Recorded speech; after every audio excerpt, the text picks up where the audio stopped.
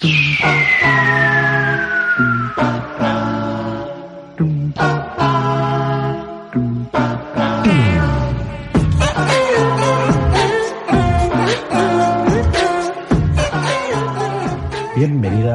personas roleras, a este viaje al pasado de La Voz de la Mesa. Como sabéis, quienes os escucháis desde hace ya varias temporadas, durante 2 de ellas teníamos un programa para fans en iVoox, que eso implicaba que aquellos que hacían una pequeña aportación económica de en torno a €1,50, €2, recibían a cambio algunos programas exclusivos, ¿no? Después ya decidimos abandonar ese modelo y esos programas no se desvanecieron, sino que los hemos tenido bien guardados y hasta que los agotemos los vamos a ir publicando como programas ordinarios en los momentos que nos cuadre bien, ¿no? Por ejemplo, porque estamos de vacaciones o porque queremos mantener un poco la regularidad y no hemos podido grabar. Así pues, el programa que vais a escuchar a continuación se ha grabado hace tiempo ya y encontraréis algunas menciones que pueden haber envejecido mal, concretamente aquellas que hagan referencia a haceros fans en iVoox o que muchas gracias por vuestra aportación. No queremos vuestro dinero. Invertirlo en lo que más os guste, comprad rol, aprovechar una causa solidaria a nuestra salud o invertid parte del dinero en yo qué sé, daros un gusto, que os guste ese dado bonito que está en la estantería, unas gominolas para compartir con vuestra mesa de juego, lo que queráis. A nosotros, con que nos deis un like o comentéis algo o le digáis a algún compañero o compañera de juego, oye, escúchate este programa, ya nos ayudáis mucho. Sin más, os dejamos con este programa que fue para fans de La Voz de la Mesa y que ahora es para todas y todos vosotros. Adiós.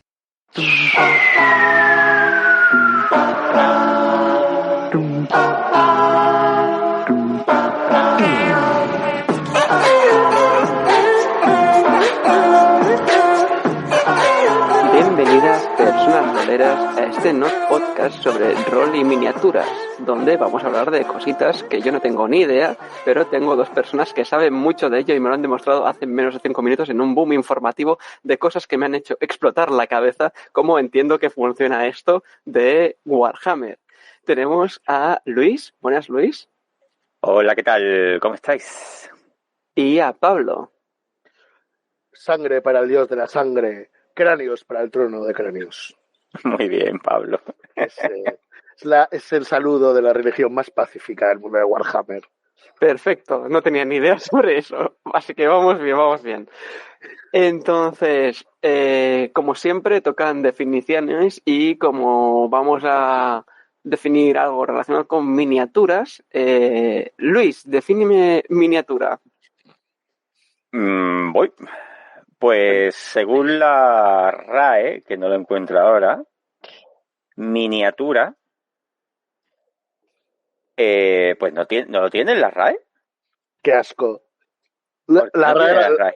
Tendrás que improvisar una definición, Luis. No podemos empezar el programa sin una definición. Bueno, yo sí que te lo defino.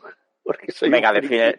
Dale, Pablo, dale. La palabra miniatura en castellano deriva de la palabra minium, que era el óxido de plomo de color rojo que se utilizaba para las tintas con las que se iluminaban los códices manuscritos en la Edad Media.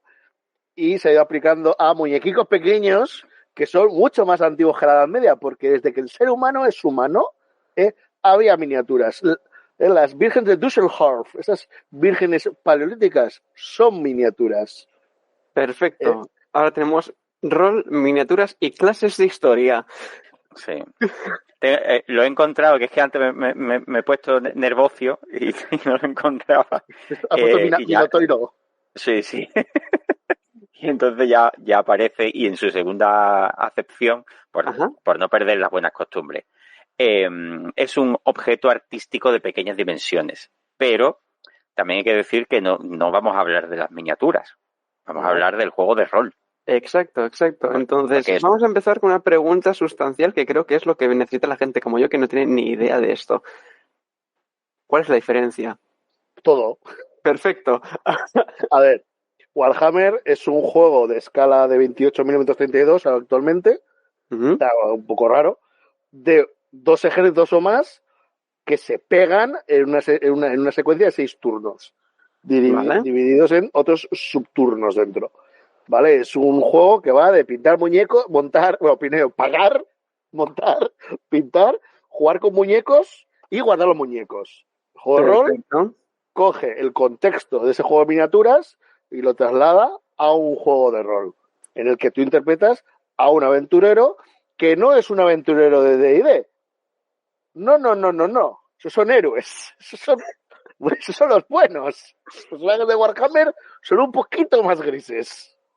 Vale, pero también hay miniaturas en el juego de rol, ¿o no, entonces? ¿O son optativas como en los juegos de rol normal y corriente? Claro, totalmente optativa. Es como D&D. Puedes jugar con miniaturas o sin miniaturas, como quieras. Yo jugué sin miniaturas.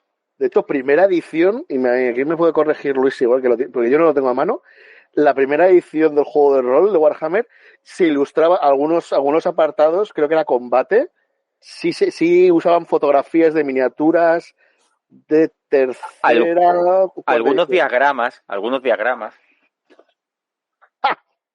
No lo veis en pantalla, pero... Exacto, Luis se retira para consultar su enorme biblioteca de conocimientos warhammeros y saca aquí un manuscrito súper antiguo. ¿De qué año es, Luis? Pues en la primera edición es curioso porque la primera edición del juego de rol salió en original en el 87, si no recuerdo mal, que está basada en la segunda edición del juego de miniaturas, en el Wargame, pero en España no salió hasta 10 años después. Sí. En el 99 salió. O sea, más de 10 años. Bueno, yo había nacido para aquel entonces, ya es algo. Bueno, 10 años y con el mundo muy distinto, porque el mundo de Warhammer de segunda... Totalmente. A quinta edición, que es lo que habría en el 99, quinta, sexta, son dos mundos que se parecen, pero son distintos. Ve explicando eso, Pablo, ¿en qué...? Bueno, Warhammer en sus primeras ediciones era un mundo muy D&D, muy lo que era D&D en los 80, ¿sí? Porque Games Workshop, la casa matriz, era la distribuidora de D&D en Reino Unido, y de hecho el principio de Warhammer en realidad es material, lo que es la White Dwarf era en buena medida ser un reservorio de material para este juego, y era un mundo que era muy... ¡qué bonito! Está enseñando cosas. Tenemos a Luis enseñando sus manuscritos antiguos. Era un mundo muy basado en la Europa de finales del siglo XVIII, con Bretonia, que es un país que es prerevolución francesa, ¿vale? El imperio, que es el imperio germánico pseudo-prusiano, y a partir de... Entonces se basa en cosas reales. Cosas reales. Pero métele fantasía. Pues en vez de tener mongoles, tienes hobgoblins. En vez de tener mesopotámicos, tienes enanos satánicos. Es un poco el resumen. Y en cuarta edición, Bretonia pasa a ser la Bretonia de los caballegos del rey Arturo. Vale. Pero un cambio. Todo es el mismo planeta. Es el mismo, sí, un cambio. Digamos que hicieron un rework del setting. Cambiaron una serie de cosas, quitaron lo que era más D&D. Hay muchas cosas muy D&D que desaparecieron. Otras que eran referencias a la obra de Michael Moorcock, que es el autor más importante a la hora de entender dónde Games Workshop saca su, vamos a decir, inspiración, y va a ir ganando entidad. Pero ya tenía mucha entidad en esas primeras ediciones, y es lo que refleja ya en un primer momento esa primera edición del juego de rol. De acuerdo, porque lo que yo tengo entendido, de lo que me suena de Warhammer, es que hay como batallas en otros planetas y otras especies o algo así, o no sé si estoy tirando... No, eso sería la versión futurista Warhammer. Vale. Eso es lo...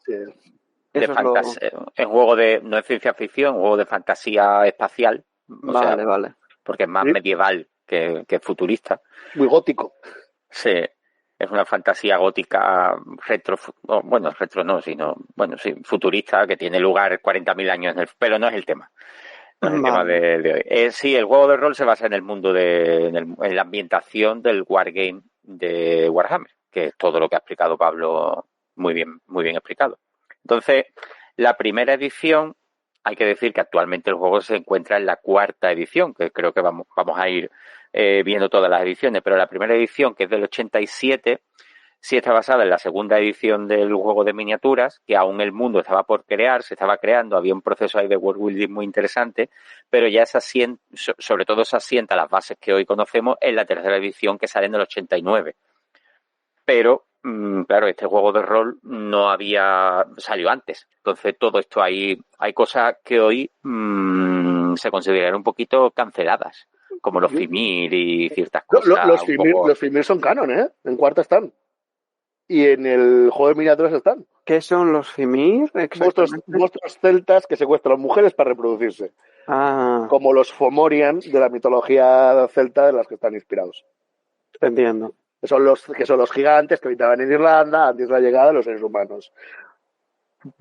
Y no hace falta entrar en esos detalles. Pero bueno, o sea, Warhammer lo que podemos entenderlo es que es un pastiche muy bien hecho, porque está hecho por autores con muy buen gusto y mucho sentido del humor, que es una cosa que a veces la gente se olvida. Sí.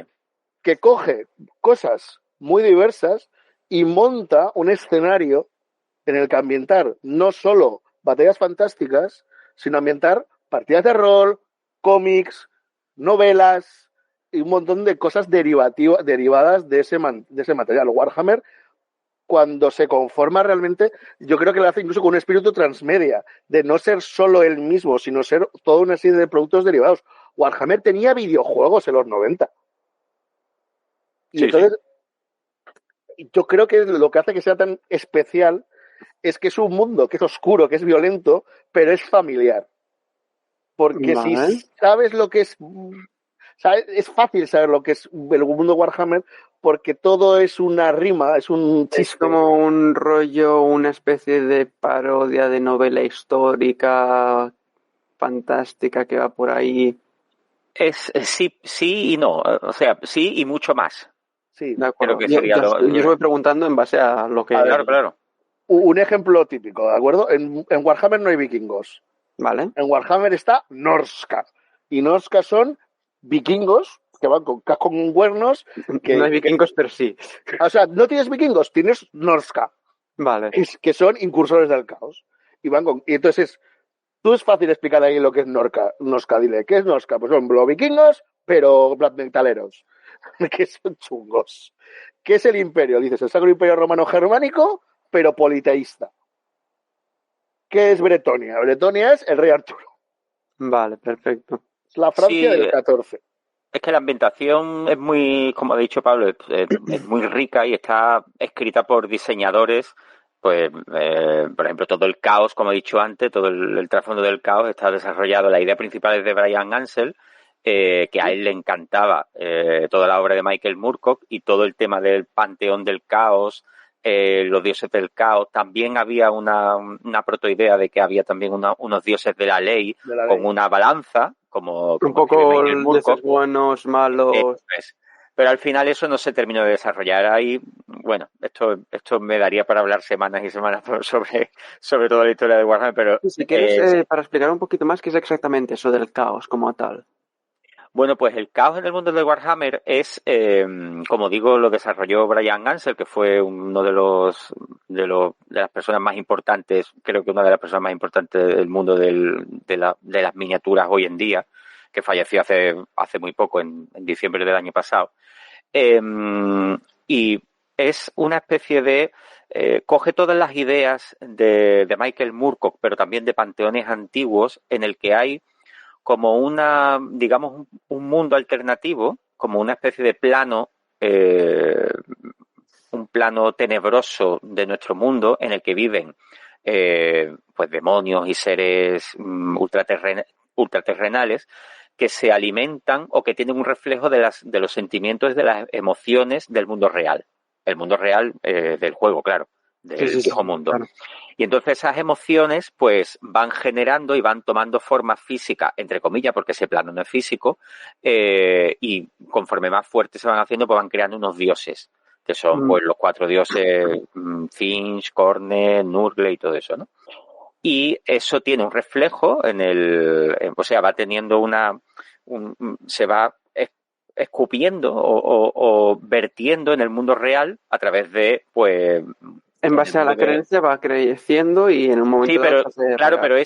pero sí, pero se vierte sobre el viejo mundo de Warhammer a través de unos portales, ¿no? 2 portales que había en el norte y en el sur del viejo mundo, y que claro, para los polos, y que en el mundo pues de actual, entendido en el momento en el que se está jugando el juego, pues están vertiendo energía maligna a todo lo que da. Y entonces pues eso corrompe pues todas las sociedades y las personas, y entonces pues aparecen demonios, aparecen hombres bestias, o sea, aparecen... es como un poco pesimista el rollo. No. Sí. De hecho, el nombre del mundo de Warhammer es el mundo condenado. Vale. Esto me recuerda a lo que has comentado, Luis, que de las pocas cosas que me suenan, que igual es de 40.000 y no lo sé, me quiere sonar que hay como una especie de orcos que tienen como el poder de la imaginación, que si creen que un color hace tal cosa, se aplica a la realidad. ¿Todo eso es? Es el concepto parecido, pero es en Warhammer 40.000. Vale. Y eso disculpa. No, o sea, nada que disculpar. Es un concepto que es muy posterior. O sea, lo que es el poder de imaginación de los orcos es una cosa de tercera, cuarta edición, y hace que, por ejemplo, si un orco pinta un coche de rojo, ese coche corre más porque los orcos creen que el rojo corre más. Y es una regla. Básicamente, el mundo de Warhammer son el mundo físico y los reinos del caos. Uh-huh. Y entonces los reinos del caos son lo que ha dicho Luis, pero encima son black metaleros. O sea, tú lo ves y eso está salido de portadas de heavy metal, portadas de black metal. Son chungos, ¿vale? Son demonios. Son calaveras gigantes de las que sale sangre. Son castillos infernales flotando sobre rocas sujetadas por cadenas en las que hay encerrados demonios que mueren aplastados. O sea, eso es el caos. Vale. Pero el caos también permite la existencia de la magia. Claro.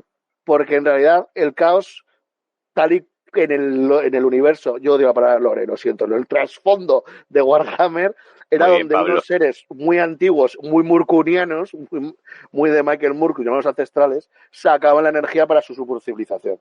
Vale, entonces se diría que sin ese caos la magia no existiría en Warhammer, pero ¿existiría su mundo? No, porque ¿Tampoco? El mundo de Warhammer es fruto de la manipulación. O sea, porque en realidad el mundo de Warhammer te explican en el libro que eso era un polo helado que había monstruos, había kaijus. Llegan unos sapos del espacio, usan la magia, los Slann, para mover los ancestrales y los Slann para acercarlo al Sol, bueno, a la estrella de su sistema, que se caliente, y crean con ingeniería genética todas las razas que habitan en el mundo de Warhammer, menos los orcos que llegan de otro sitio, que no se sabe. Y los hombres lagarto, que son la policía, son los que van por ahí matando lo que hay que matar. Su civilización colapsa y eso es lo que permite que el mundo se desarrolle. Se hace pum con los portales. Estamos conteniendo 10.000 años de trasfondo la mejor de las maneras. Está bien. Para el tiempo que tenemos está bien. Y entonces los seres que habían creado para sus cosas, pues ya no tienen a los ancestrales dirigiéndoles y se desarrollan, pues eso es un jardín que deriva en que los enanos, los elfos, los humanos, pues vivan sus vidas como buenamente puedan. Esto me lleva a un par de preguntas, vamos por pasos. La primera de ellas, viendo todo esto, es: ¿el juego se centra en una época en concreto cuando ya estalla todo esto? ¿O se puede también jugar cuando había la policía esta de lagartos y demás? ¿Cómo está centrado a nivel de cronológico a la hora de jugar? Te lo digo. Buena pregunta. Te lo digo, está ambientado unos 10.000 años después de esos eventos. Vale. ¿Y te da la opción en el juego? A decir, ¿me apetece jugar con los polilagartos? A ver, por poder lo puedes hacer. Claro, pero tienes que supervisarlo, ¿no? Claro, es lo mismo que decir, bueno, en Dungeons se puede jugar, hablando, por ejemplo, de Reinos Olvidados, se puede jugar en la época en la que los dioses no estaban olvidados y correteaban por la tierra. Pues bueno, ¿en qué época se centra? Claro. Lo digo preguntando, por ejemplo, porque me ha venido a la cabeza el juego de Numenera, creo que era, que como te da las distintas opciones de jugar en distintos momentos históricos y todo eso, estaba pensando si también lo permitía, pero simplemente de curiosidad. Y también la otra pregunta que me venía a la mente es: habéis marcado como muy diferentes cada tipo y cada sección de las distintas facciones, razas que hay en ese mundo. A la hora de jugar, mientras que un D&D en la parte tienes elfos, enanos, dracónidos y demás, que pueden encontrar puntos en común para ser medianamente amigables. ¿Cómo funciona en este sitio más violento y oscuro? ¿La party suele ser más de una raza predominante y si hay alguien quizás una paria o algo por el estilo como suele ocurrir en D&D más clásico con los típicos drow que no están en el Underdark y todo eso? ¿O cómo funciona a la hora de crear una party los personajes?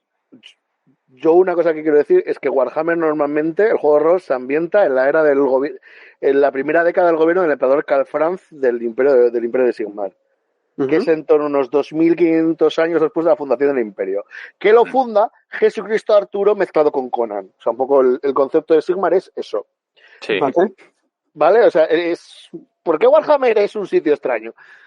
Y no, en realidad Warhammer funciona muy bien porque hay un elemento que hace que haya mucha cohesión, que es que básicamente si eres humanoide, salvo que seas de los dos humanoides malos que hay, te vas a llevar bien con el resto, aunque sea porque te van a comer. O sea, puedes tener en el grupo un enano y un elfo, se van a llevar a matar, pero si tienen delante un guerrero del caos, le van a pegar a él. El imperio del hombre, el imperio de Sigmar, hay humanos, enanos, elfos, ogros, halflings viviendo juntos. Vale. Que no revueltos, pero juntos. Hay un poco de coexistencia, entonces. Sí, bueno, los enanos son aliados de los humanos, Bretonia está aliada con los elfos, los halflings, pues son literalmente, es la comarca convertida en un territorio político independiente del imperio. Vale, perfecto. Sí. ¿Y qué suele predominar más a la hora de jugar? ¿Qué tipo de razas o clases? ¿Qué clases hay o cómo se puede jugar? No hay clases. Bueno, las clases, claro, una de las cosas que hizo este juego tan famoso en su momento era el sistema de carrera profesional. Yo es que solamente jugué no sé si ha cambiado ahora la cuarta edición, porque todavía no la ha cambiado mucho, ¿no? Sigue. Vale. Tan hermosa como el día que la perdimos. Yo jugué solo a la primera y tenías, tú te hacías tu personaje, que era, como hemos dicho, pues de esas cuatro razas, y empezabas una especie de profesión, una especie de protoprofesión, ¿no? Eras cazador de ratas, o sea, las profesiones eran, no, como ha dicho Pablo antes muy bien, no son aventureros, sino eran lo más bajo de lo más bajo de la sociedad. O sea, ¿tiene quizá un rollo a la hora de personalizar como Pathfinder, quizá? No es ese rollo, no es ese rollo, sino que tú, conforme ibas viviendo aventura, ibas haciendo escenarios, era como una especie de árbol, como un árbol tecnológico. Yo lo entendía así, como una especie de árbol tecnológico en plan Civilization, el videojuego, ¿vale? Pero a través de profesiones. Entonces, de cazador de ratas, pues te hacías alcantarillero y después y entonces ibas haciendo, conforme ibas mejorando, ibas recorriendo ese árbol de profesiones hasta llegar a ser, yo qué sé, asesino, que era algo así súper molón, ¿no? Pero es un árbol, tiene ramas, o sea, no es una línea. O sea, tú puedes elegir, porque cada profesión tiene distintas salidas.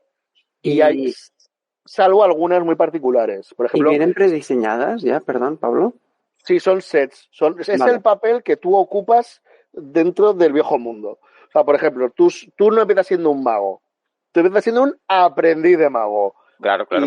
Y después, ¿qué eres? ¿Mago? No, eres adepto de mago. O sea, eras el segundo siguiente, luego ya eras mago. Y luego ibas avanzando.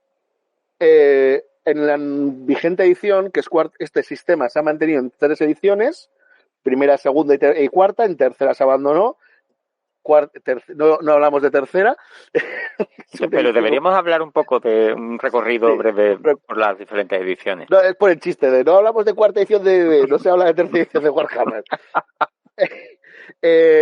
En cuarta edición, por ejemplo, una misma profesión tiene como subavances internos. Entonces tú te puedes casar con tu propia profesión y seguir avanzando, en vez de tener que ir saltando de una en una. O sea, pero puedes ir a otras profesiones.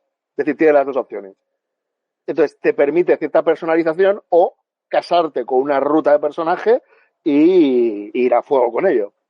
¿Y hay la opción de crear árboles propios, un poco tirando más a la narrativa? ¿Esto no me termina de encajar? ¿O lo que estoy buscando al menos de buen inicio no encaja con esto? ¿O no es una de las opciones que veo viables ahora mismo? Sí, pero curiosamente son juegos muy bien pensados Y el juego está hecho de forma que prácticamente cualquier opción que tengas de personaje que encaje en el viejo mundo está reflejado. ¿Quieres ser un mendigo? Puedes hacer la carrera de mendigo. O sea, y no es broma, o sea, hay un suplemento con título. Que hay literalmente había decenas de profesiones. O sea, no, estamos hablando de que no hay no es dungeons, no hay 8 profesiones o 12, vale. Hay docenas. Y van ampliándose con suplementos y... Eso. En la nueva edición es verdad que no hay tantas, pero es porque han metido muchas que eran el mago aprendiz en mago, ya está, te quedas en mago y te vas moviendo en mago. El matatrolls, pues el matatrolls, que es maravilloso concepto de personaje, pues en la misma carrera tienes mata trolls, mata gigantes, mata dragones. ¿Eso no limita mucho al personaje? Es que no es un juego es que esto no es Pathfinder, esto es Warhammer. Piensa que los personajes están hechos para casarse con un rol, un arquetipo. Puedes moverte luego, por ejemplo, yo qué sé, pues si quiero ser herrero, pero normalmente piensa que los personajes ni tienen carreras muy largas, ni subes mucho, ni vas a ganar mucha experiencia porque es un juego letal. Eso es lo que quería preguntar luego, ¿de cuán mortal es este tipo de juego? ¿Cada cuánto mueres y rehaces una ficha de personaje, más o menos? Es que igual lo de morirte es lo menos malo que te puede pasar. Ajá. Entonces, que te crees constreñido porque el viejo mundo en realidad no es un lugar como Golarion que es muy estrafalario. En realidad es un sitio con un nivel de fantasía de calle bastante bajo. O sea, no hay palacios flotando en la calle, ¿no? Aquí los palacios tienen goteras, huelen mal. ¿De acuerdo? Sí, es una fantasía un poco oscura, podríamos decir, ¿no? Sí, es Grimdark. Sí. John Blanche es el padre del término. Sí, creo que el concepto ha quedado bastante claro. Entonces, también esto me lleva a la pregunta, que es comparándolo otra vez con D&D, que es la típica de D&D, empiezas a nivel 1 cuando juegas por primera vez, pero a partir de que ya has jugado, tú no empiezas a nivel 1, empiezas ya a nivel 3, 4 o 5. Aquí hay como algún nivel que digas, vale, yo ya he jugado alguna profesión, alguna carrera, yo ya he jugado, pasamos de ser matarratas a directamente al alcantarillado o alguna cosa así, o siempre empiezas desde lo más bajo. No, hay opciones para los avances. No. Y es fácil de pillar para que... más puntos, en realidad. De acuerdo. O sea, piensa que tú las profesiones las vas completando, o sea, vas desbloqueando todo lo que te da y luego cuando las has completado, si cumple los requisitos que suelen ser cosas materiales, pues claro, tú eres escudero, quieres ser caballero, pues para ser caballero necesitas una armadura, una espada, un escudo, un caballo. ¿Cómo lo consigues? O sea, tu problema, amigo. Claro. Porque hay un problema a la hora de hablar de Warhammer, es que se compara con D&D, pero es que es la comparación errónea. Es que Warhammer se parece más a la llamada de Tulu. Vale. Sí, muy buena comparación. Y hablando del tema de esta comparación con la llamada de Cthulhu, también has dicho que hay cosas peores que la muerte, como en la llamada se muestra muchas veces. En este caso, ¿cómo es las cosas peores que la muerte? Pues Luis, empiezas tú. Sí. Hombre, aparte de volverte loco... Ponía un par de ejemplos cada uno, a ver qué... Claro, aparte de volverte loco o terminar completamente mutilado por alguna... De hecho, vamos a hacerlo mejor. Poner un par de ejemplos, pero que uno de ellos al menos sea algo que os haya pasado a vuestros personajes. Todo. Tendrás que escoger. Hombre, no sé si sería malo, pero corromperte por el poder del caos y empezar una carrera para convertirte en un engendro del caos, pasando por ser un guerrero del caos, no sé si es malo o bueno. Es malo, hombre, que tienes que llegar al norte, que te pegan palizotas por el camino. Claro. Cosas que a mí me han pasado. Bueno, pues que te condenen y tu personaje va a la trena. Y entonces... O sea, y esto no es de que te meten ahí en la cárcel para que venga Yarnatan, como en la peli, a hacerte la revisión de la condicional. No. Te tiran a la cárcel, te ponen una bola en el pie, te dan un pico, venga, a sacar plata y la llave la tiran por el desagüe y se olvidan de ti. Y a pelearte con las ratas de tu celda para el trocito de pan, vamos. Claro, eso a mí me ha pasado. Personajes que acaban, que les juzgan, porque además los juegos suelen tener reglas de juicios, y vas a la trena, porque los personajes no son héroes, los personajes son truanes, son... De acuerdo, quizá tiene un rollo más costumbrista el juego como tal. Yo lo he definido siempre como fantasía gonorreica. Perfecto. Creo que le va bien. Fantasía gonorreica, qué grande. Entonces, no diríamos misión, pero una aventura media, pongamos un one shot, 2, 3 sesiones, no una campaña, ¿en qué se suele centrar más o menos? Yo creo que en cosas cotidianas es verdad que este juego tiene pues una de las campañas más famosas de la historia, que es el enemigo interior, que creo que es muy, muy, muy ambiciosa. Pero las aventuras, por ejemplo, yo la primera que jugué, la que venía en el libro, el contrato Borger. El contrato de Oldenhaler, era un dungeon, pero muy turbio y muy oscuro. No era un dungeon que estábamos acostumbrados a jugar. Yo en mi época no jugué a D&D, sino jugamos a Rollmaster y a MERP. Pero esto nos pareció mucho más, pues eso, más, como decía Pablo, más oscuro, más gonorreico. Es que es muy gonorreico. Sí. A ver si lo explico. O sea, Warhammer siempre empieza con aventuras muy... Soy su grupo de mercenarios y os potencian a recuperar un contrato que está en la oficina de un fulano. Y eso acaba en que hay una mazmorra que es un templo dedicado a los dioses del caos. Por cierto, dios del caos, pues no es legal adorarla, ¿vale? Eso es malo. No nos gusta el caos en el viejo mundo. Aunque sea lo que nos dé la magia. Claro, pero es que la gente no lo percibe. O sea, de hecho a los magos les apaleaban hasta hace 200 años. Pues, de acuerdo. Y entonces, pues normalmente siempre son historias de enredos, pero violentas, oscuras, que implican demonios, hechicería, venenos, y las campañas suelen ir escalando. O sea, iba a ir a por el pan y de repente estoy en una mazmorra llena de gente chunga y no sé cómo he acabado aquí, en pañales. En mazmorras, no tanto. Piensa que estás más bien en zonas salvajes. Warhammer es muy bosques, montañas, pantanos. De acuerdo, cambiamos la mazmorra por un pantano olvidado. O sea, claro, sí, porque en realidad el viejo mundo es un sitio como los pies muy pegados o sea, en la vida real no hay mazmorras. Pues en Warhammer tampoco. En Warhammer, pues vas a una fonda en ruinas y salvo que hay una cosa muy loca, lo que te vas a encontrar si bajas las escaleras es el sótano. Quizá tira un poco de gajes de oficio, pero entonces tira un poco más al rollo medieval británico de cuando los caballeros salían de la ciudad y se adentraban en los bosques a vivir aventuras. Es que es el siglo XVIII. No sé, es que es muy propio. De acuerdo. Piensa que es un mundo muy salvaje, con trolls gigantes, orcos, serpientes aladas, engendros, animales mutantes, lobos gigantes, o sea... Si tuvieras que compararlo con alguna película visual, ¿cómo lo harías? Joder, es que... ¿Con qué lo haría? O serie. Que no puedes. Tiene un poco de... Sé que no lo recogería todo, pero es que no me lo quito ahora de la cabeza. Tiene un poco del Excalibur de Burman, de la película sí. de John Burman. El rollo Dark Fantasy. Sí, pero también de muchas cosas al mismo tiempo. Tiene un poco de Doctor Who. Vale. Porque es un juego muy británico. O sea, es tremendamente británico. Tiene un poco de los caballeros de la mesa, de la mesa cuadrada. Qué sé yo, ¿con qué lo compararías? Que no tengo ni idea. No, está bien. Es que yo creo que con lo que habéis dicho tiene ese rollo de cosas oscuras, al mismo tiempo desconocido, enfrentamientos, también un toque humorístico como lo de la mesa cuadrada. Sí, yo creo que es una serie de buenos ejemplos para que al menos alguien que como yo, que no sé cómo funciona esto, me haga ya una imagen de la situación.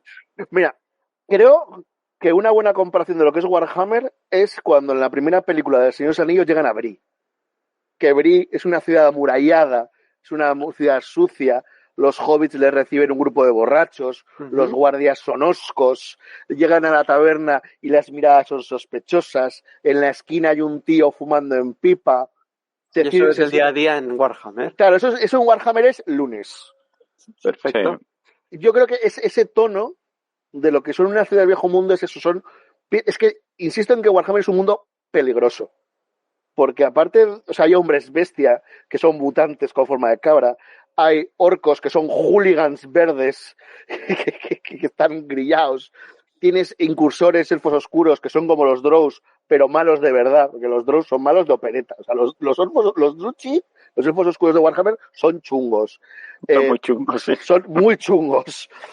Es un mundo chungo, pero ese rollo de cuando se va moviendo en los planos por zonas salvajes, llénalo de ruinas, algún poste con un cráneo colgado y un poquito de Sleepy Hollow, de la película de Tim Burton. Wow, una combinación tremenda. Y heavy metal. Mucho heavy metal. Sí, mucho death metal. Sí. Buena definición, Pablo.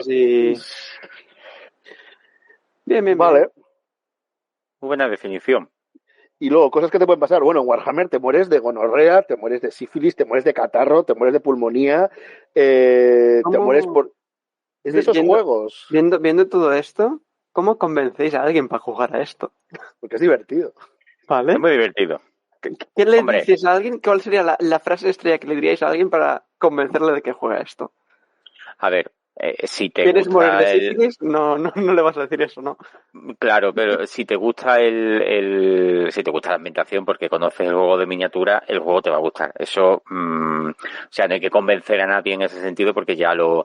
Pero a quien no haya jugado al juego de miniaturas o no conozca el trasfondo de Warhammer, yo lo convencería, porque a mí me convencería, yo intento pensar en mí, en mis gustos, si no conociera yo el trasfondo ni el juego de miniaturas, si te gusta más pues lo que hemos estado explicando antes, esa baja fantasía, ese un poco jugar a perder, donde tus personajes no van a ser superhéroes de Marvel, que es un poco el Dungeons and Dragons de hoy en día, sino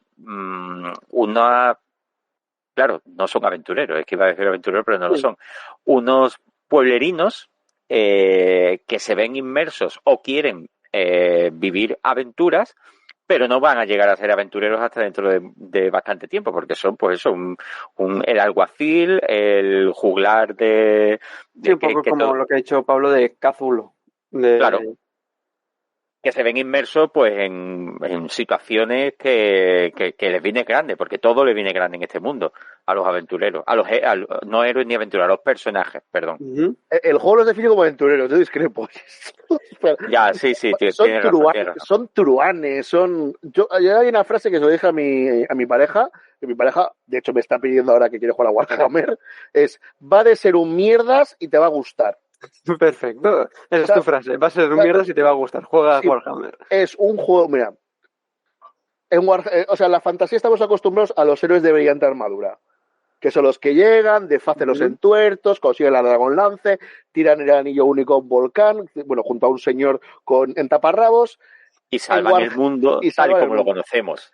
En Warhammer es peña que no le queda otra. O sea, y no salva el mundo. No, igual salvan un pueblo, ¿no? O salvar un pueblo, o salvar una familia. ¿Qué es más importante? ¿Salvar el mundo o salvar a un grupo de niños inocentes? En la gran escala cosmológica salvar el mundo, pero es que a Warhammer no va eso. A Warhammer y va de ser gente que no le queda otra. Gente que acaba mutilada, que acaba rota, que acaba arruinada, perseguida y mal. O sea, hay un colega mío que su personaje, Bruno Kuning, que le tenemos un cariño increíble, era un noble imperial porque le salió en el juego. Los personajes hacían antiguamente tirando dados, que es la forma buena de hacer los personajes de este juego. Acabó sin un ojo, sin un brazo y sin una pierna. Y la frase es: no me arrepiento de nada. Esto me lleva a una pregunta también, que esto a veces suele notarse bastante la diferencia en algunos juegos de rol. Imagino que los dos habéis dirigido Warhammer, entonces, ¿cuál diríais que es la...? ¿No? No, yo jugué la primera edición en su época, hace mucho que no juego, y no dirigí. No has dirigido. Entonces pregunto a Pablo, ¿cuál le dirías que es la diferencia principal que notas entre jugarlo y dirigirlo? Es más divertido jugarlo que dirigir. ¿Sí? Sí, porque Warhammer es ese juego en el que te permite ser muy macarra. Porque pese a ser oscuro y ser un juego duro, entre comillas, te da mucho pie a pasártelo bien. Es un juego que va de D&D. A mí me parece más divertido que D&D. O sea, lo digo tal cual. O sea, D&D me parece que se juega a dos cosas. O Warhammer es un mundo mucho más adulto, que es una cosa que yo agradezco mucho. En cambio, como Master, te exige, en cierto modo, modular el nivel de mugre que tiene Warhammer y el nivel de asco que a veces llega a dar para que no agobie. Y es una cosa que a mí me lo dice mucho un jugador mío, Iván, que no escucha. Iván, sé que no me escuchas, pero te saludo igualmente. Que yo modulo mucho de que Warhammer siga siendo Warhammer, pero no canse. Entiendo. Entonces, en este aspecto, Luis, ya que nos has dirigido a nivel de jugar, coincides con Pablo de que se hace muy divertido el tema de estar ahí y demás. Totalmente, sí. Yo tengo una pregunta para Pablo, porque sé que Pablo lo ha dirigido muchísimo, y es, porque yo tengo aquí la primera edición y entre mis proyectos es leérmela y evidentemente dirigir alguna vez el enemigo interior, que eso es como la gran campaña de Pendragón. Algún día me encantaría dirigirla, o al menos jugarla. A nivel de reglas, porque me acuerdo de muchas cosas, pero tengo un recuerdo un poco idealizado. A nivel de regla, ¿cómo es dirigirlo? Me refiero sobre todo, pues, cómo es el combate, cómo son las habilidades, el rollo social. ¿Se hace pesado? La cuarta edición es verdad que es muy parecida a la primera, ¿no? Pero el combate es más ágil, porque no es acierto fallo. O sea, siempre pasan cosas. Es un combate en el que fallar a ti te implica que te van a cascar. Uh-huh. O sea, en ese sentido es un juego es más dinámico. A mí a nivel de reglas me parece que tiene ese rollito oldie. O sea, es un poquito como aquelarre. O sea, se nota que es un juego que tiene recorrido y que es lo que busca. Busca ser una experiencia dura y un poquito vieja escuela, pero lo han agilizado. Tiene una mecánica que es la mecánica de ventaja, que yo recomendaría unificarla al grupo. Básicamente el grupo tiene ventaja cuando sobre un enemigo, que se traducen bonificadores positivos, o tiene desventaja, según cómo se desarrolla el combate. Contabilizarlo personaje por personaje es horroroso. Es espantoso. Contabilizarlo a nivel de grupo, como se propone en un apéndice fan, es una regla muy buena. La magia es divertida, porque la magia implica siempre mucho riesgo. Aquí no es lanzo bola de fuego. No. Aquí canalizas las puertas del caos y, oye, igual acabas sí, eso sí lo recuerdo, sí. peleándote con un montón de demonios. ¿Y cómo funciona exactamente esa tirada, más o menos? ¿O? Son tiradas de 100. Vale. Tiras al lado de 100, sacar igual o menos de lo que tienes en el valor. Cada 10% que saques por debajo del número objetivo es ventaja y es ventaja. Son grados de éxito y ya está. O sea, en ese sentido no inventa la rueda. Pero si sabes jugar a la llamada o a Aquelarre o a RunQuest, sabes jugar a Warhammer. Básicamente. O sea, por supuesto con sus modificaciones. Yo la cuarta edición, si tenéis ganas, yo creo que es la edición buena para empezar a Warhammer. Porque es un reboot de la primera edición. Y se nota mucho. Que hay mucha gente que era o muy fan de esa edición o trabajó en ella y se nota sobre todo en las aventuras. Por ejemplo, en el fantástico remaster del Enemigo Interior, que es un campañote. Sí. No me veis, gesticulo mucho porque estoy emocionado, soy feliz. Damos Ojalá jugarla o dirigirla, sí. Sí. Es larga, son 5 libros. Es larga. Con sus correspondientes companions de cada libro. Claro. Y los companions son buenos, no es el típico companion saca cuartos. Es cosa que, qué bien, qué útil. Sí. Dentro de este mundo caótico, horrible y demás, ¿diríais que hay algún elemento de luz? Sí. O sea, los niños en Warhammer siguen siendo niños. O sea, la gente, en Warhammer hay gente buena. De hecho, hay mucha gente buena. El problema es que tus personajes no lo son. O sea, son la gente chunga que protege a la gente buena. No sé si igual Luis ha jugado más. Yo es que he dirigido, sobre todo Warhammer. Entonces, igual Luis ahí. No, yo sí. También lo veo un poco así. Yo, en mi cabeza, no se consigue ser un personaje bueno. A ver, yo es que siempre lo he entendido como no es que seas bueno, sino lo bueno que puedes hacer no es no tan de forma tan grandilocuente como lo podríamos entender, que creo que es como tú iba dirigida tu pregunta, sino a lo mejor una persona buena es lo que estaba diciendo antes Pablo, intentar salvar a tu familia y ya está.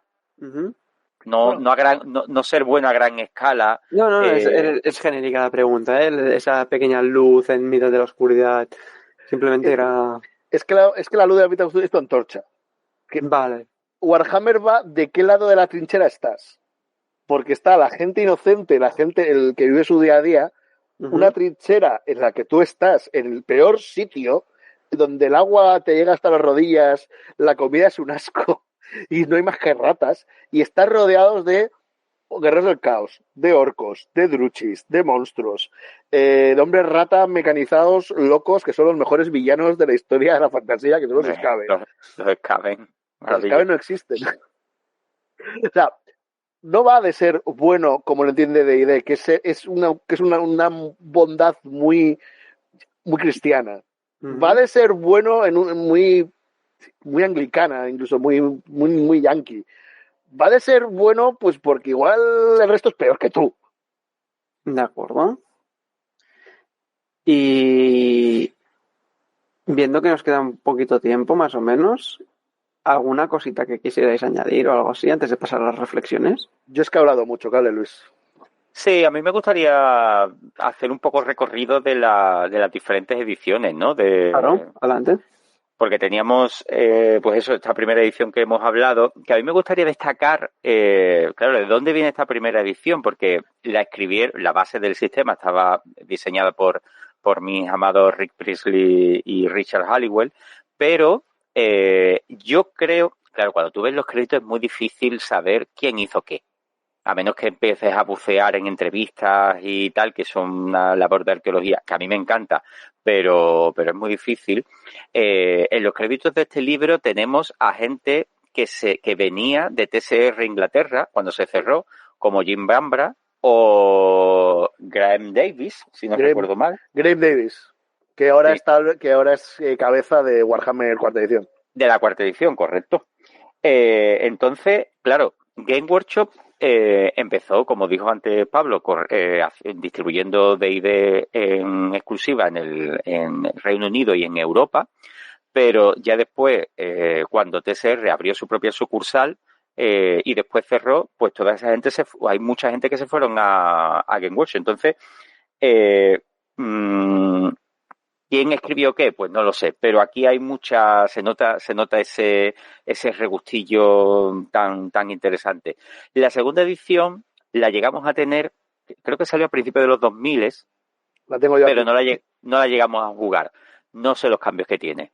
Creo que arreglaron, es decir, como fue una edición muy continuista, pues no es tan oscura estéticamente como la primera, porque ya fue a todo color y tal. La primera edición, pues todo en blanco y negro, y ilustraciones que son muy oscuras, a lápiz. A mí me encanta. Pero, pues esta segunda edición, creo, que me corrija Pablo si me equivoco, esta segunda edición es más una 1.5, podríamos decir, Pablo. Es 1.5. Sí. Es 1.5, se actualiza el trasfondo a Warhammer, digamos, el canónico de hoy en día, o sea, Bretonia medieval, Albion, claro, Inglaterra, etcétera, y posterior, además, en el trasfondo a una campaña que hubo que fue la Tormenta del Caos, que luego se dieron cuenta de que era una mala idea y obviaron. Hay mucha gente que trabaja en esta segunda edición, que es fantástica, que es de Black Industries Publishing y con Green Ronin, que trabajó en la primera, y se nota porque está Chris Pramas, y es menos oscura, pero es más violenta. Ajá. O sea, en la ambientación yo creo que da menos asco, porque además se recicla mucho arte del Wargame, que a mí me parece una buena decisión, porque es arte que tienes ahí y que claro, puedes utilizar. Y entonces el juego tiene un tono más violento, el otro era más, digamos, corrupción a nivel de calle, un poco más Tulu, pero es más violento. O sea, a mí me da la sensación que está más pensado en la acción. Arreglando... ¿En esta segunda edición volvieron a reeditar la campaña del enemigo interior? No, ¿no? No. Enemigo interior tiene primera, tercera, pero no los y cuarta. Pero en tercera también, no lo sabía. Sí, pero no era el enemigo interior, era el enemigo interior, entre comillas, muy fuerte. Y no es como secuela del original, no es tan buena. Vale. Me parece. Parte de ciertos supuestos de la campaña, pero bueno. Sí. Pero bueno, es una edición fantástica, ¿eh? Yo le tengo un cariño maravilloso, que es puro amor. Estoy enseñando en pantalla el formato de profesiones y es un libro muy guay. Es muy 2000ero también, ¿eh? Tiene muchos dejes de DI de tercera 3.5, que es normal. Al final y antes de pasar a las reflexiones y así, ¿con qué edición os quedabais? Imagino que Pablo la segunda. Que nos quedan dos. Que no te lo Sí, todavía queda, Cristian. Tenemos que pasar a la tercera, después de segunda salió tercera, que es una edición que pasó un poco como cuarta, ¿no? De Dungeons, que no gustó a nadie porque el juego cambió muchísimo. Yo no la he jugado, no la he visto, o sea, la he visto en lo típico en las tiendas y tal, pero a mí me daba la sensación de que se convirtió en una especie de Descent, el juego de tablero. Es un horror de edición, es basura y habría que juzgar a todos los responsables. Aunque me gustaría, yo siempre he tenido esa sensación de que era un poco así, pero una vez algo bueno tendría. Una vez escuché a mi queridísimo Pedro J, que todos conocéis, diciendo que él lo había jugado y le había encantado el tema de pues tu cartita, tus tokens, tu no sé cuánto, y me llamó la atención. Dije, mira, pues... Es un juego que para empezar para jugar necesitas 200 pavos. Porque te hacía falta un manual del jugador, el manual del director, te hacía falta los dados y los 2 maletines. Es que a mí me lo regaló mi mamá con toda su buena intención y le dije que me gustaba mucho. O sea, yo por dentro me estaba muriendo por dentro de asco. Y es muy juego de giro el token, giro la carta, y entonces a mí no me gusta. Tiene mucha mierdecilla. O sea, Warhammer, ficha. Por favor. Entiendo, un poco pregunta perogrullo, pero entiendo que el sistema cambió completamente. Completamente, le metió... Es que este juego es de la difunta FFG, Fantasy Flight Games, y entonces usaba dados multifacetados como los que usaba Star Wars, Imperio, todos estos... una preversión de Génesis, creo que no es Génesis realmente, y entonces todo se llamaba más o menos igual, pero lo cambiaron y todo funcionaba en base a girar cartitas, girar tokens. Y en la cuarta edición, ¿cómo volvió el cambio? Claro, la cuarta edición que salió hace unos 5 años, si no recuerdo mal, es como ha dicho antes Pablo, pues es una vuelta a los orígenes de la primera edición. El sistema vuelve a ser el de la primera edición. Corrigen el error de todo lo que hicieron en la tercera. Sí, una especie de reboot, ¿no? Como dijo antes muy bien Pablo, con cambios a los nuevos tiempos, un cambio estético también y un cambio de ambientación, pero sí, el sistema es el mismo, vuelve a ser el mismo que el de primera. Lo que tengo entendido, yo todavía no la tengo, lo voy posponiendo, pero me encantaría, que a la gente que le gustaba primera edición le está encantando cuarta. A mí me encanta primera, me encanta segunda y me flipa cuarta. O sea, creo que es lo mejor de 2 mundos. O sea, es como coger pizza y beberte en vez de una asquerosa Coca-Cola, pues una deliciosa bebida de frutas. O sea, es muy guay. Primero, porque aunque es el sistema de 100, tiene sensibilidades modernas. O sea, no es un mazacote de los años 80 que ha venido a golpearte con furia en la cara. Es bastante amistoso, se lee muy bien, corrige muchos problemas, por ejemplo, la tabla de críticos, porque claro, en Warhammer disparas una flecha igual le cortas la cabeza a alguien. Aquí no, aquí se acordaron que hay cosas distintas, introduce mecánicas de entretiempo, es que está muy bien, es que es muy divertido jugar a Warhammer. Es un manual que tiene la ventaja que tú te lo compras y con eso juegas, porque tienes el manual y tienes el bestiario. todo en uno, esto no es... O sea, hay bestiarios aparte, pero esto no es de ID. Son suplementos. Y es una delicia, una delicia. Si yo he conseguido que mi pareja, que se lía con hitos, disfrute con Warhammer... Madre mía, sí. O sea, entonces, o soy muy bueno, que lo soy, o el juego tiene algo. Entonces, ahora sí, ¿con qué ediciones quedaríais? Yo, la única que tengo, que es la primera, pero por necesidad física. Es que en realidad, material. Pero primera, tercera y cuarta son en realidad son la misma, o sea, son el mismo juego. O sea, a mí me parece, o sea, a mí primera me encanta porque además es un producto muy raro, porque es tener un juego británico de fantasía oscura de los años 80 que tiene muchísima personalidad. Aunque no sea el Warhammer que tú conoces, es un juego que lo lees y mola. O sea, mola lo que te está planteando, que es ser un miserable en un mundo al que no le importa. Segunda edición es épico. Es más las novelas de Gotek y Félix, si las habéis leído, es jugar a eso. Uh-huh. Y tercera, coge todo y lo junta. Yo me voy a quedar con segunda. No porque sea mejor, sino porque para mí tiene intrínsecamente un valor emocional muy fuerte. Claro, eso es muy importante. He jugado mucho a segunda. He jugado, mi manual me lo regaló mi abuelo, le tengo un cariño especial. Y los suplementos que tenía segunda edición son maravillosos, incluyendo una aventura que piensas que va a sacar un túmulo y acaba con un rey funerario egipcio, bueno, de Khemri, que te quiere comer la cara. Y eso es increíble. Entonces, para mí, yo segunda, pero es mejor cuarta. O sea, la cosa como son. Entiendo.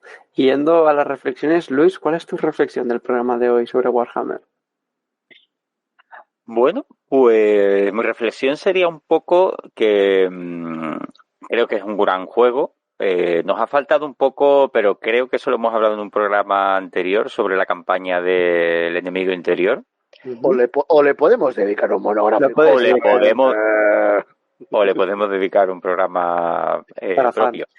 Claro, mi reflexión sería, pues eso, me encantaría probar la cuarta, me encantaría volver a jugarlo porque yo es el recuerdo que tengo de cuando lo jugué a finales de los 90, la primera edición, y ha pasado ya pues 25 años y eso se nota, se nota para mal porque hay muchas cosas que se distorsionan con la lente de la nostalgia. Y me gustaría hacer una revisitación. No me importaría volver a jugar a la primera, pero me encantaría jugar sobre todo a cuarta y ver qué ha cambiado. Estoy convencidísimo con lo que me ha dicho Pablo. ¿Y tú, Pablo, con qué te quedas? A ver, yo me quedo con que si estás cansado de las historias de caballeros de brillante armadura, magos que tienen brilli y gente que sonríe. O sea, si en Warhammer alguien te sonríe, corre, porque o está corriendo él porque tiene tu bolsa, o te va a sacar un cuchillo. O sea, Warhammer es un juego... No hay una sonrisa amigable. Sí las hay. O sea, el viejo mundo es un sitio que es oscuro, es violento, es mugriento, es gonorreico, pero también es un sitio en el que hay sitio para el heroísmo a pequeña escala. O sea, si tú crees, o sea, yo aparte es una cosa que se ve en el día a día. El heroísmo de verdad no es el de los grandes actos, es el de los pequeños actos que afectan a la gente pequeña. O sea, y entonces eso es a lo que apunta Warhammer. Y el enemigo interior es un campañote. Perfecto. Yo quizá me quedo un poco en lo que habéis estado diciendo de estas aventuras a pequeñas escalas para romper un poco las grandes aventuras de salvar al mundo, salvar de un peligro catastrófico y demás, pero también me quedo un poco en el concepto que ha dicho Pablo del tema de jugar con truanes en lugar de con héroes y gente quizá un poco más corriente. No eres un aventurero, sino eres el que mata ratas en la alcantarilla, el aprendiz del herrero y el que barre la carnicería. Entonces, correcto, sí. Esos conceptos son interesantes y cómo, siendo esta peña que en un juego normal de rol sería NPC 43, 51 y 13, son quienes se van a encargar de evitar que la familia que está en esa casita, por lo que me habéis dicho, sean pasto de las llamas, el arraso del caos y ratas mecánicas. Entonces, si lo he entendido bien, si dais la aprobación de lo que he entendido que es Warhammer. Bueno, es que igual que se mueran quemados es lo más fácil, ¿eh? Es lo mejor para ellos. O sea. Entiendo.